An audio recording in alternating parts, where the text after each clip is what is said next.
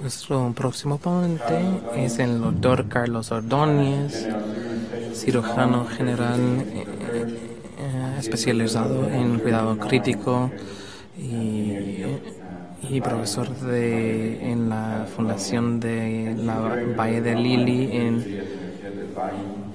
y también es jefe del departamento de cirugía en Cali. Tiene 25 años en cuidado de trauma y es colaborador con la Universidad de Pittsburgh. El doctor Ordóñez es miembro de la Sociedad Panamericana de Trauma y es vicepresidente de la sociedad, es ahora director de International Trauma Registry de la Sociedad Panamericana de Trauma. Es miembro de muchas sociedades distinguidas como la Sociedad American y también en Colombia y Society of Emergency Services. Es líder en muchos de esos organismos y presenta muchas presentaciones. Ella es autor de informes de... Gracias, doctor Ordóñez, por hablarnos de la tomografía computarizada en pacientes de trauma hemodinámicamente inestables. ¿Qué tan seguro es?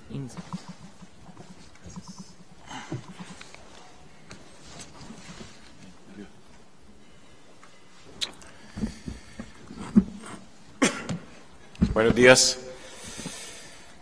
Vamos a hablar sobre la escanografía en pacientes inestables de trauma penetrante y algunos de trauma cerrado, si esto es seguro o no. Algunas de las fotos de ayer.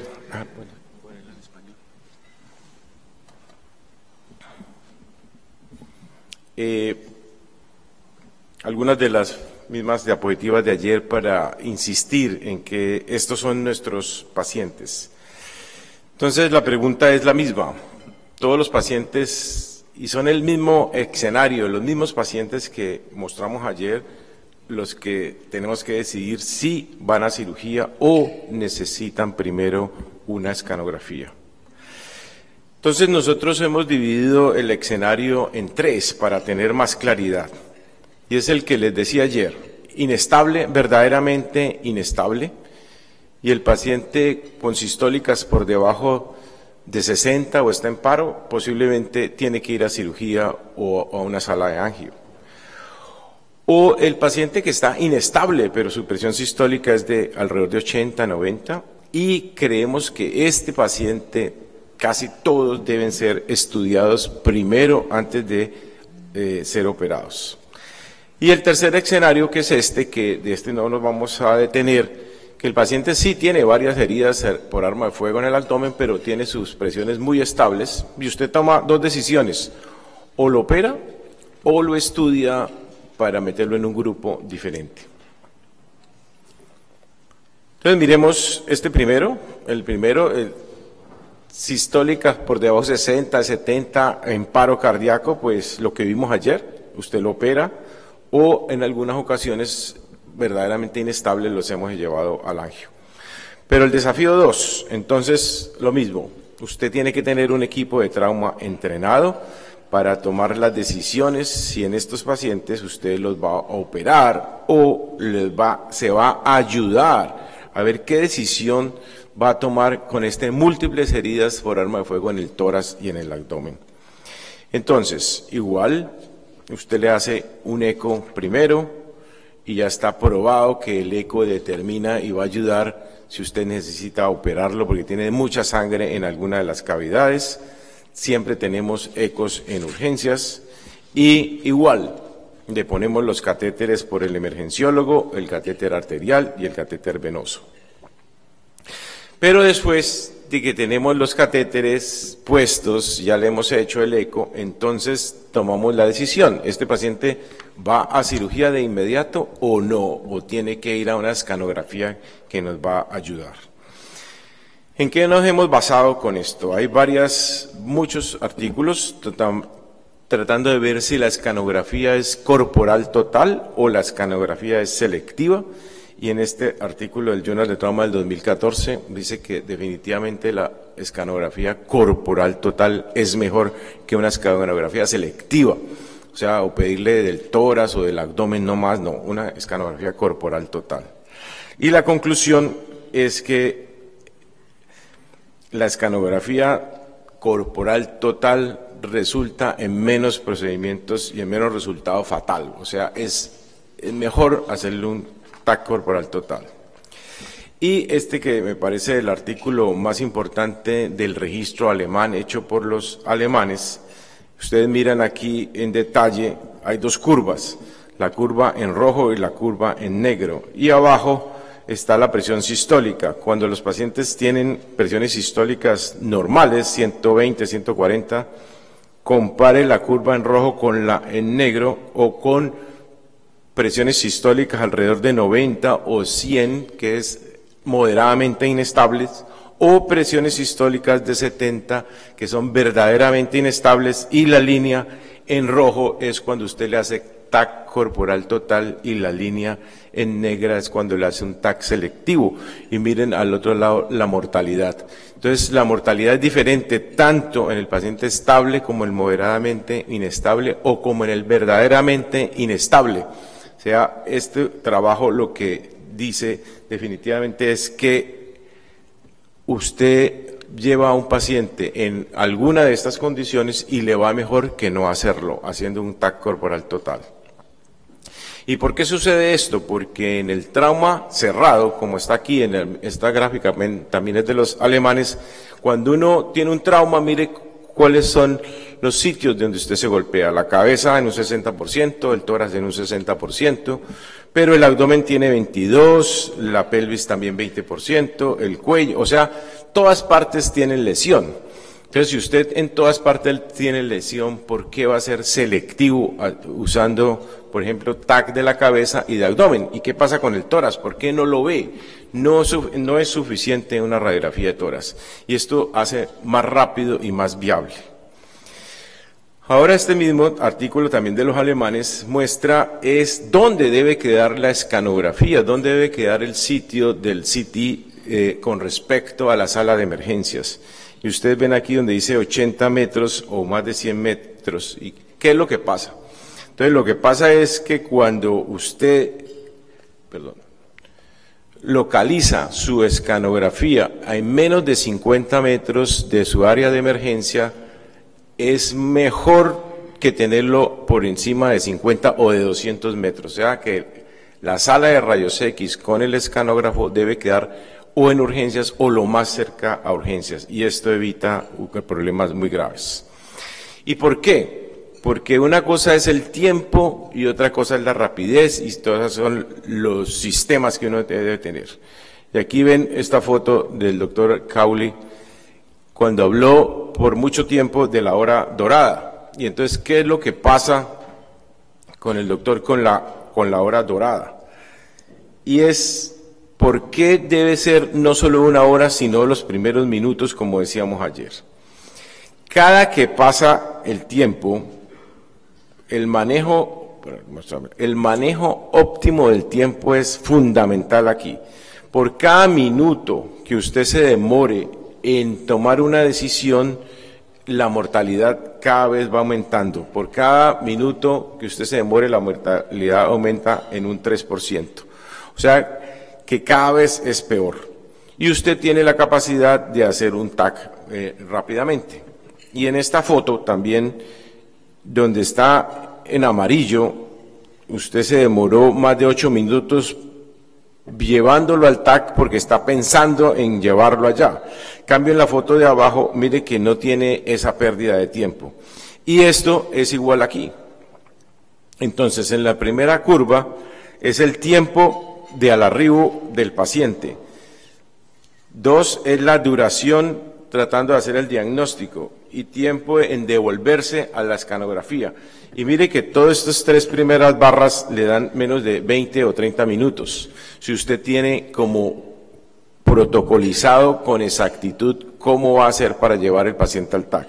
En cambio, si usted no tiene esto, Miren, en la gráfica, la cuarta gráfica, usted se puede demorar 50 minutos en tomar una decisión y no la ha hecho. Entonces, ¿qué es lo que pasa? El CT muestra beneficios en pacientes inestables. ¿Cuáles son las preguntas que nos tenemos que hacer? Entonces, uno, ¿los pacientes pueden llevarse a TAC y beneficiarse? ¿Los pacientes inestables pueden tener guías para lograrlo hacer? Entonces, si usted tiene unas decisiones tomadas, tiene su escanografía listo, entonces, ¿qué se puede hacer? Nosotros hace un par de años presentamos el artículo en la Sociedad Americana de Trauma, este artículo, y está publicado en el año pasado en el Journal de Trauma. Y les voy a mostrar un poquito más en detalle en qué consiste. Los antecedentes eran que el ATLS dice, usted no puede tomar imágenes especializadas si el paciente no está estable. Usted lo único que podría era hacerle una radiografía. Entonces, y eso lo dice hasta las últimas publicaciones. Entonces, ¿qué es lo que hay que hacer? Usted entrena a su equipo de trauma, entrena a toda la gente, a todo el personal, cómo debe transportar el paciente al CT, y ustedes miren toda la gran cantidad de gente que está haciendo esta labor. Está el terapista respiratorio, están las enfermeras, están los fellows de trauma, los residentes, los cirujanos, cómo lo deben llevar. Miren en esta foto si la posición de la cabeza es la adecuada o no. Así es que se llevan todos los pacientes y la posición de la cabeza es así cuando uno hace escanografías normales. Pero ¿será que en la escanografía de trauma debe ir la posición de la cabeza así? Y eso es cosas que hemos ido cambiando con los radiólogos. Y la escanografía no debe ir así, debe ir de esta manera. ¿Por qué debe ir de esta manera? Así como tenemos este paciente acá. Porque miren en la foto de la derecha todo lo que tiene el paciente para entrar al escanógrafo. Entonces tiene el monitor, tiene el ventilador, y si usted lo hace al contrario, es muy difícil y muy demorado hacerlo. En cambio, si la cabeza va hacia afuera, el paciente entra con más facilidad. Y miren, el paciente va progresando y los monitores están afuera, y la asistencia del paciente puede ser grande.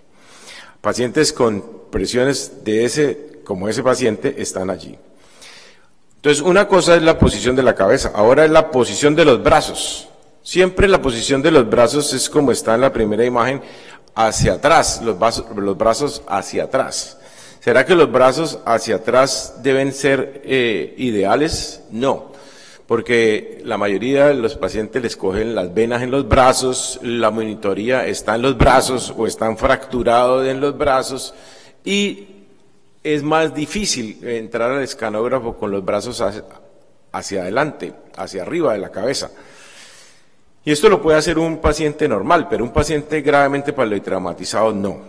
Los brazos deben ir en trauma así, y mire que si los brazos van así, ustedes ven las fotos de la escanografía y eso no interfiere con nada. Ligeramente puede tener un poco más de radiación cuando los brazos van así, pero no interfiere con ninguna imagen.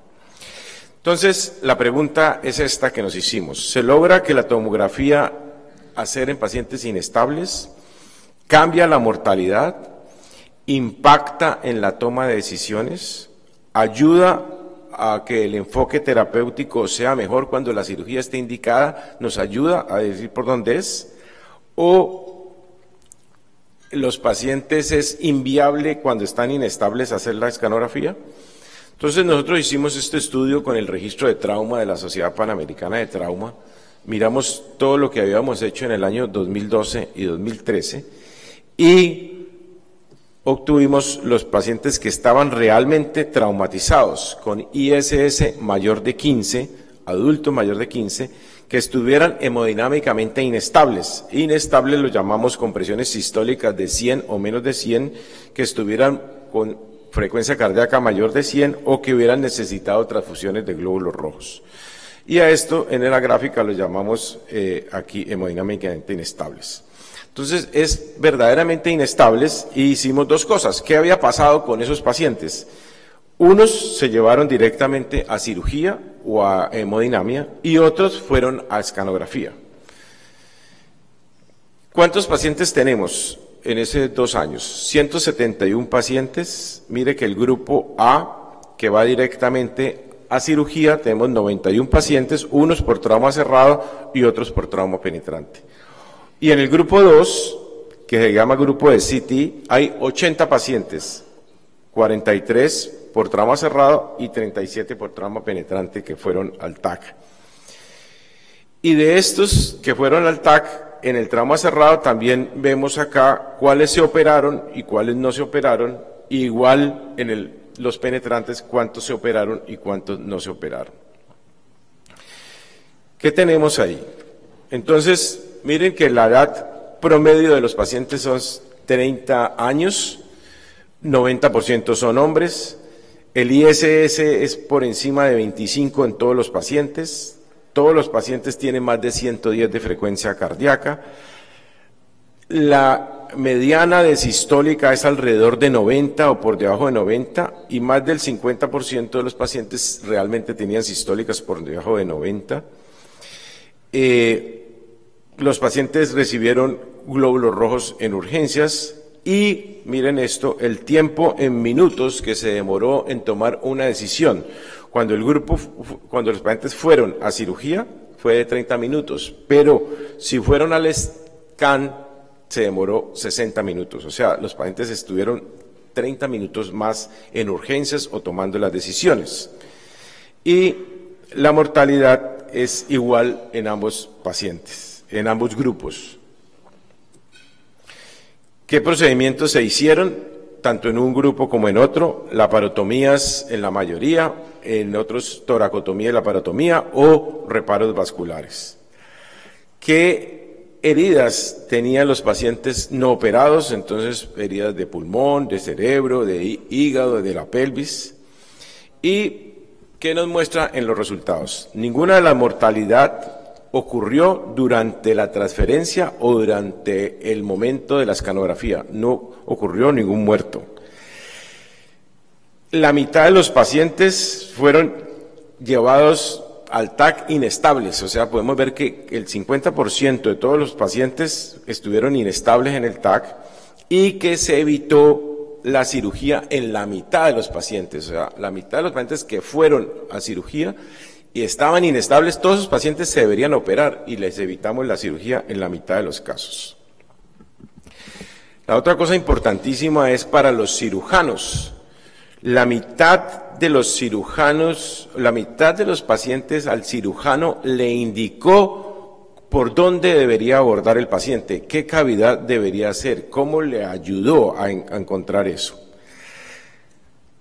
Y las tasas de mortalidad no fueron diferentes tanto en los que fueron llevados a cirugía como en los que fueron llevados al TAC.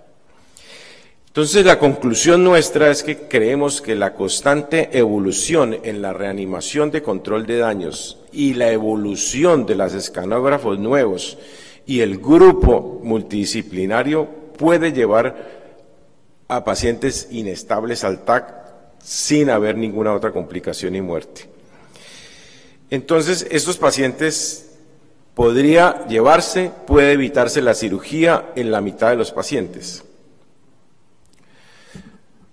Y además reduce en la mitad de los pacientes el número de procedimientos innecesarios y optimiza el enfoque quirúrgico. Entonces, es posible que los pacientes, tanto en trauma cerrado como en trauma penetrante, puedan llevarse a una escanografía sin haber problema. Entonces, creemos que este cambio en el paradigma se puede dar. Si usted tiene un equipo hecho y tiene el escanógrafo bien, usted puede hacerlo. ¿Qué piensan los cirujanos? Y qué es lo que hemos pensado toda la vida, y esto es lo que piensa la mayoría de los grupos de cirujanos, que la muerte comienza en la escanografía, y siempre lo creemos, pero con la evolución creemos que esto debe cambiar. Entonces usted tiene que pensar en las desventajas y en las ventajas. ¿Qué es lo que existe? Entonces, ¿cuáles son las desventajas? El tiempo en ir a la escanografía, que usted tenga un equipo adecuado, un team adecuado, que la radiación es un problema, como veíamos ayer, que el contraste es un problema. Entonces usted tiene que ver cuáles son realmente las amenazas y qué es lo que usted debe tener. Entonces, lo que veíamos ayer, si la radiación es un problema, cada vez los equipos de más de 64 o más de 128, cada vez son, entre más rápidos, son mejores y producen menos irradiación. Y usted, dependiendo de los protocolos, puede bajar el número de milisieverts en las escanografías. Y cada vez baja el número de milisieverts y cada vez aumenta las imágenes. Entonces, miren el riesgo de mortalidad en cáncer. Si usted hace 1000 pacientes, con 13 milisieverts puede aumentar en 1% el riesgo de mortalidad. Y en resumen, si usted le hace a una persona una escanografía al año durante 45 años, el riesgo de cáncer lo aumentará en 2 veces, o sea, 2% más. Pero tenía que hacerle una escanografía cada año al mismo paciente. O sea, con los escanógrafos nuevos, y como estamos probando nosotros aquí, con 12 o 13 milisieverts, el riesgo cada vez disminuye menos. Entonces, el problema no es la radiación, el problema es no hacer el diagnóstico. Ese sí es el problema, y esa es la verdadera mortalidad. Entonces, ¿será que la escanografía es el túnel de la muerte? ¿O será que la escanografía es el triángulo de la vida y da soluciones a los pacientes? ¿Dónde está realmente el problema? El problema es la capacitación, el entrenamiento del equipo para cada vez hacer las cosas mejor y más rápido y adquirir velocidad en la toma de las imágenes. Entonces, el equipo de trauma debe saber colocar, por ejemplo, los catéteres, donde va la infusión rápida del medio de contraste. Ya debe estar eso listo para que no se pierda tiempo buscando una vena en la escanografía. Usted tiene que tener una vena grande e infunde el medio de contraste por un sitio adecuado. Usted tiene que tener el equipo que sepa transportar el paciente rápidamente al TAC y sepa manejarlo. Como vimos, la posición de la cabeza, la posición de los brazos tiene que ser clara. Y el protocolo del TAC debe ser clarísimo. Este es nuestro protocolo. Nosotros le hacemos un scout y el protocolo es este. Ya los radiólogos y nosotros lo tenemos plenamente identificado. Usted le hace un scan sin medio de contraste a la cabeza y desde el cuello hasta la pelvis, en un solo barrido, con doble medio de contraste, le hace una escanografía arterial y venosa a su paciente. Entonces, ¿qué es lo que hacemos? Le hacemos el scout, le toma el TAC simple a la cabeza, usted cuadra en el scout desde el cuello hasta la pelvis y allí inyecta el medio de contraste, inyecta más o menos 40 o 50 centímetros de medio de contraste, espera entre 35 a 60 segundos e inyecta el otro medio de contraste que es el que va a ser el arterial, que debe ser más o menos 100 centímetros y pasa el paciente.